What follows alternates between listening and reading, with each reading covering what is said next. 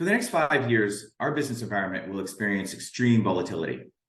The bullwhip effect from supply chain management describes the amplifying waves of change that occur after even a small variation is introduced.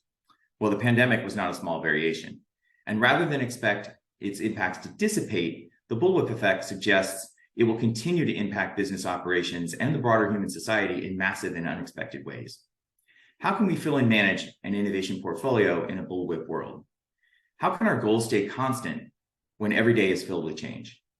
I'm Christian Cruz. I'm an academically trained futurist with over 25 years of experience helping companies innovate in uncertainty.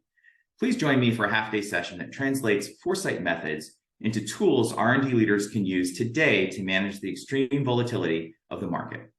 Learn about some of the changes coming, how to interpret implications for the business, including opportunities and risks, how to place bets, and knowing when to pivot. I hope you'll join me, and I look forward to your participation. Thank you.